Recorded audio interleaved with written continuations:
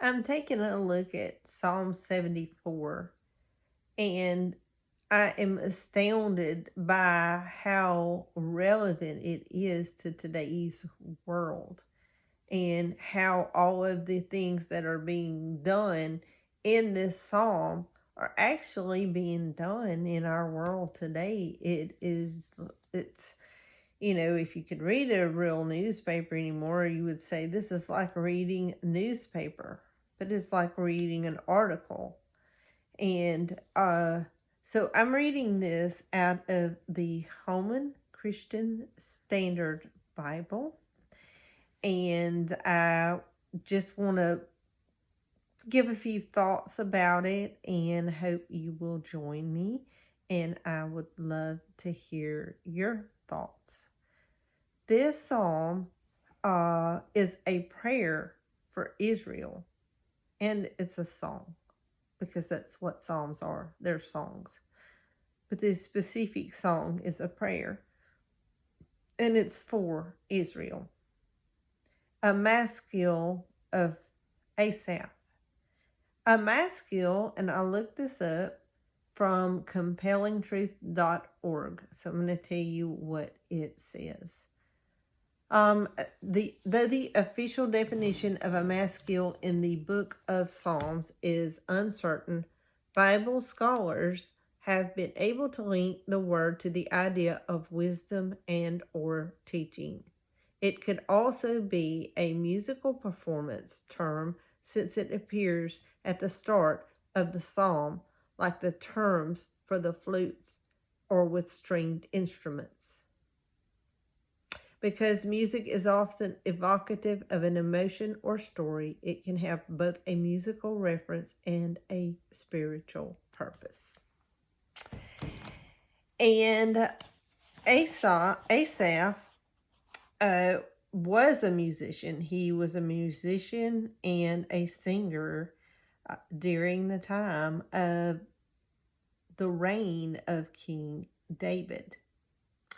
And he wrote Psalm 74 here. So here she goes. Why have you rejected us forever, God? Why does your anger burn against the sheep of your pasture? Remember your congregation, which you purchased long ago and redeemed as the tribe for your own possession. Remember Mount Zion, where you dwell. Make your way to the everlasting ruins, to all that the enemy has destroyed in the sanctuary. Your adversaries roared in the meeting place where you met with us. They set up their emblems as signs. It was like men in a thicket of trees wielding axes, then smashing all the carvings with hatchets and picks. They set your sanctuary on fire. They utterly desecrated the dwelling place of your name. They said in their hearts, let us oppress them relentlessly. Does that not sound like something that's going on right now in Israel? Let us oppress them relentlessly. And this is straight out of the Word of God.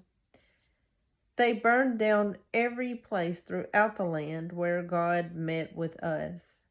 There are no signs for us to see. There is no longer a prophet, and none of us know how long this will last.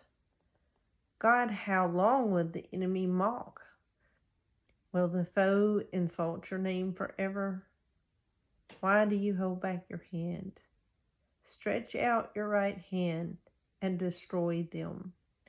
God, my King, is from ancient times, performing saving acts on the earth. You divided the sea with your strength.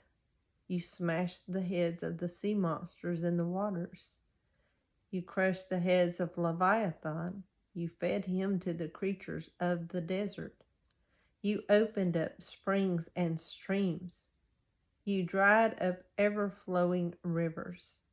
The day is yours, also the night. You established the moon and the sun. You set all of the boundaries of the earth. You made summer and winter. Remember this. The enemy has mocked Yahweh, and a foolish people has insulted your name. And I really like this. Do not give the life of your dove to beasts. Do not forget the lives of your poor people forever. Consider the covenant, for the dark places of the land are full of violence. Do not let the oppressed turn away in shame. Let the poor and needy praise your name. Rise up, God. Defend your cause. Remember the insults that fools bring against you all day long.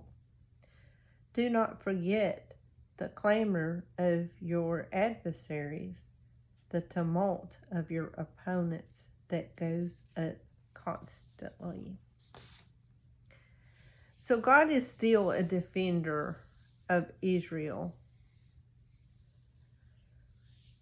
Though they are a stiff-necked people, though they have been rebellious, here they're bringing out in the prayer the covenant. So this thing has happened in Israel many times. So what we're seeing in Israel now, this is not the first time. And God delivered them because they are in existence through time. And he's established a covenant with Abraham, Isaac, and Jacob forever. He set up a covenant with David. And God does not forget his promises.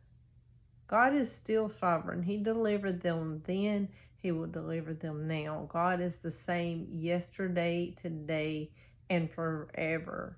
And though they suffer persecution, in the end,